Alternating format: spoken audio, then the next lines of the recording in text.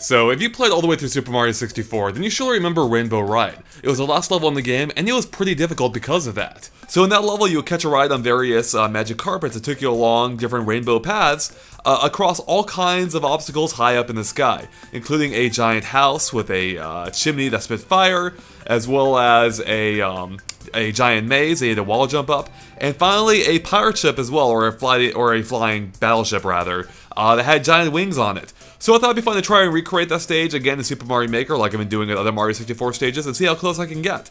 So, as always, if you want to check out for yourself, which I recommend doing before watching me play through and blather all over it in this video, just use a code on the screen right now and it'll take you right to it. Otherwise, let's hop on in and check what this level is all about. I mean, I know what it's about, I made it, but let's hop on in. I'll pretend like I don't know what it's about. So we actually start off here in Peach's Castle this time. We are in the upstairs area, where you have Tick-Tock Clock, and it's actually forming a giant tree here. You can even see the leaves above. And in order to get to the high alcove that contains Rainbow Cruise, we have to do some fancy jumps here. So we'll perform a wall jump. You can also just climb the tree here, but we'll ignore that, even though it's a totally valid method. So now we're hopping to the level. That's how you know we're in the level, as Mario says, here we go. Alright, so right away, we're in Rainbow Cruise, and let's catch a ride on the first magic carpet here. Gotta jump over this obstacle, and ooh, we gotta be careful here. Got a fire blaster and that electrical spark enemy right there, represented by the lava bubble here. Okay, now here we are, we just reached the 4 spinning platforms. Whoa, you gotta be careful here, they can push you off. So now you can see we can continue upward, but it's actually blocked off right now. We can see the magic carpet we want to get to. So in order to continue upward, we're gonna have to head left first. Alright, we just reached a giant maze. Got some Goombas running around. Grab this mushroom here. And like in the original game, you can see that there is little fire blasters that shoot out little blasts of fire. So be careful to work our way past them through the maze. It's not much of a maze, but... Alright, then we'll have to wall jump up here. Up the shaft. And here we go. So there's a P-switch here, so we hit it. Take the platform down. The dropping platform like the original game. And we can get through to the warp pipe now. And that should take us to the magic carpet above. And here we are. So let's catch a ride on this. Do some more careful jumps around these platforms here, which were in the original game. You had to carefully work your way around them.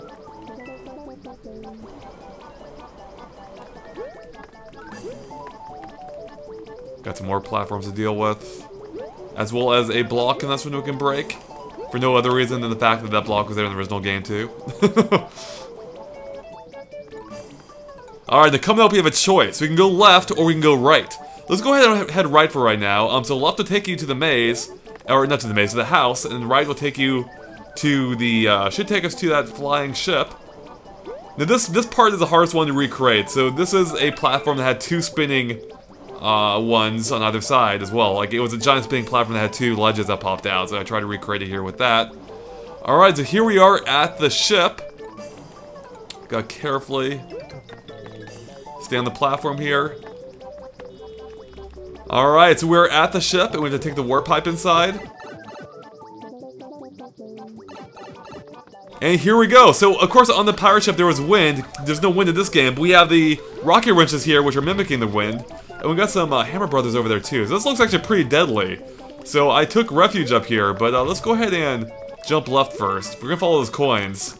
Oh, there's a power star just like in the original game. Alright, we're invincible. We can take down all the enemies here. And as you may have noticed, the pirate ship even has wings on it like in the original game. So it is flying. Alright, so of course in the original game you had to use a cannon to reach a far island. We can see the circle of coins there indicating we should go in that way. So let's go and try that.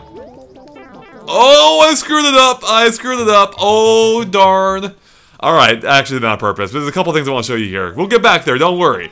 So I'll just go and fast forward now, so we'll just go and cut to the next part of the level. Okay, so we're just back at the magic carpet choice. So instead of going right this time to the flying ship, we're gonna head left.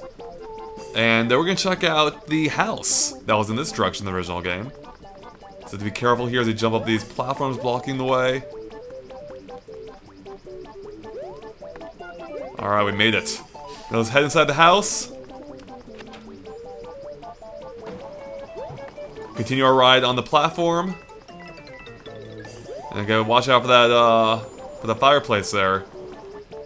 Alright, hop back on the platform, and let's drop down here real quick. So there's a little bonus item down there. We need to carefully work our way around these semi-transparent platforms.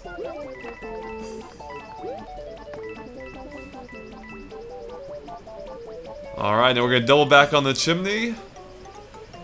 Hopefully not get toasted. And it's gonna take us to, hopefully, the roof. Yep, here we are. And there's, in fact, a power star up here like in the original game. As well as a 1-up. So we're gonna take the warp pipe and see where that takes us. Oh, it took us to the pirate ship up in the safe area too, and we have a power star as well. So we can destroy everything here and grab the power star over here while we're at it. So that you get rewarded for taking the longer path by making the ship way easier. Alright, so we're gonna wait for that star to go away. And then let's try to use a cannon one more time to reach Safari Island. You get rainbows there, because that was actually a rainbow in the original game. Instead of a coin of rings, it was actually a rainbow ring. Alright, and let's take the warp pipe. And of course, what would because I couldn't use a rainbow there, I wanted to have one more rainbow here, so I made a rainbow out of mushroom platforms, as well as a rainbow in each one, in case I forgot what a rainbow looked like. So, I didn't grab the top. Anyways, that is my Rainbow Cruise level. It was a lot of fun to make, took a lot of effort to make, in fact. So yeah, if you want to check it out for yourself, you can use the code on the screen right now or in the description below. Otherwise, let's hop into the editor real quick, and I'll show you some things I made about this level, or some of the things I did about this level. So first up is the fact that, first off, I want to give full credit to the idea of making the clock to the person who, I forget his name, to the person who created the Peach's Castle level we already showcased. He did an awesome job making TikTok clock in that game, or in that level. I wanted to do the same idea here, because I knew I needed some way to drop into the level itself, and there was no way to do that from the way you typically start on ground, so that's why I knew I needed the warp pipe. And then I had the idea of why not starting it in Peach's Castle. Then I had the idea of why not using TikTok Clock, kind of like that other guy did in Peach's Castle. So I looked at his design from it. I modified it a bit. But yeah, so I want to give full credit to that guy for that idea. Anyways, yeah, then I used vines to the tree as well, like he did. Anyways, continuing on. So you take the warp pipe, and that drops you into the first section of the level, which of course, we took a warp pipe, so we're actually in a sub area. So we're not in the area you started anymore. Now, one of the big things about Rainbow Cruise is actually a very tall course. Vertically, it's a super tall course, and that is really hard to replicate in Mario Maker, because Mario Maker doesn't give you that much vertical room to work with. So in order to replicate that feeling, I had to use warp pipes to connect different areas. So what we can see here is if we take this warp pipe, if we put Mario in with this warp pipe here, it takes you to the next area. It actually takes you back to World 1, or to the first area. So if you scroll all the way to the left, you can see I actually have Peach's Castle over here. Scroll back to the right, we have where we disappeared, and we go all the way up. We can see the bomb of the pirate ship, which I replicated perfectly, or it's pretty much, yeah, I mean, I actually even put the rivets in the same place. So if we take that, take the warp pipe to the pirate ship, it takes you back to the area where we were, where we spawned before, with the first magic carpet. So it's actually hidden to the right over here. Yeah, so that's where we have the island as well. So it's actually very confusingly laid out. I've got the maze here, but whereas if you go to, let's see here, if we take the warp pipe over here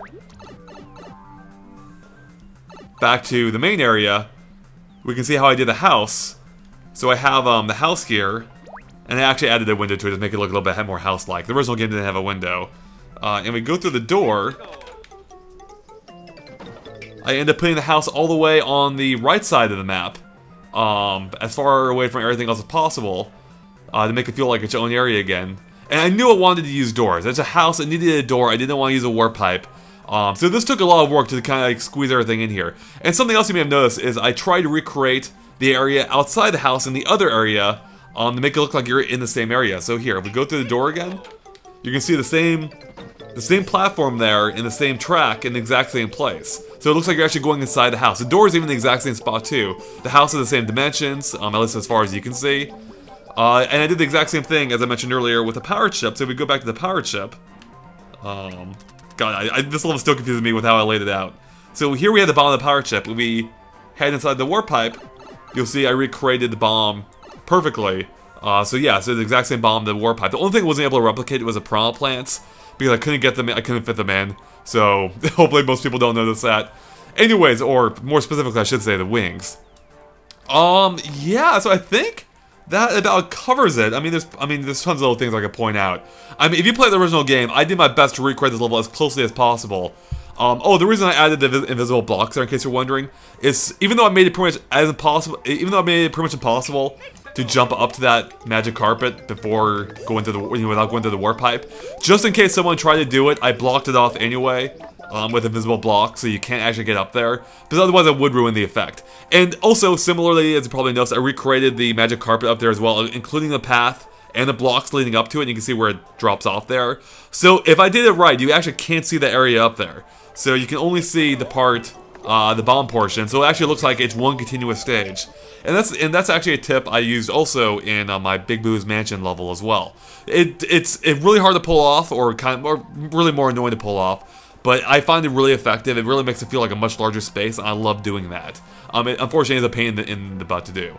Yeah, I guess one only other thing to pull off is, as I mentioned before, I recreated the jump here to the pole. I didn't even bother recreating. It's in the original game. There's a whole second, like a whole another area that the pipe or that the pole connected to with more challenges. There was really no way for me to fit that in without really just kind of ruining the rest of the level. So I decided to ignore it. It always did feel pretty separate from the rest of the stage anyway. So I decided to skip that and just focus on everything else. And I really feel that is the essence of Rainbow Cruise. Because I don't know, I really don't even remember that sub-area that much. It really is the rest of the stage. And more just the fact that this pole existed that you could jump to.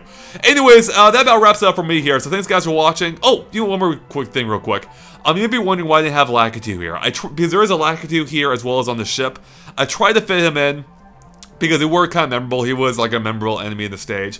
The problem with Lakitu is by having him here, if you take his cloud, he ruins the stage. Because he can fly anywhere, which means he can fly all the way over here to the house, or to the ship, and that just ruins the effect. The same thing with the Lakitu here. You can just fly back to the stage, and it just ruins the effect of me creating this really multi-layered level, where it really does feel like you're ascending. And I guess actually one more topic on that. So there are two. So I was debating whether to go with a new Super Mario Bros. U theme or Super Mario World theme. I mean, I usually go. It's always a toss-up between what kind of gameplay I need, which usually comes first, and what visuals I want. And I actually really liked how this looked in the Super Mario World theme as well. I really dug how this looked. But there was one major problem with it. Well, two main problems. One, I couldn't do the wall jumps up here, like in the original game, so instead I had invisible blocks here for a while you would activate to climb up. It's not quite as true, but I figured it would work if the visuals looked a lot better. But while I did like the visuals overall, there was one problem, and that is when you climb up, watch the background here. So let's pretend I'm climbing up, watch the background. Okay, it's all sky now. I'm gonna take the warp pipe. We're back to the cloud, so it kind of ruins the effect of climbing up. It tells you you're dropping back to the bottom of an area. Whereas New Super Mario Bros. U theme doesn't have that problem really, but the clouds are so far back, there's very little vertical distance. So that's why I decided to go with New Super Mario Bros. U. Alright, I'm finally done talking about the stage. Please check it out. I put a lot of work into it. There is a secret in there I didn't mention really. It's not a huge deal, but you can probably find it. In fact, you may have already seen it with me in editing mode, but... Anyways, there you go. Check out the level for yourself. And of course, thanks for watching, and stay tuned for more on Super Mario Maker and other things gaming as well. Thanks guys. Bye.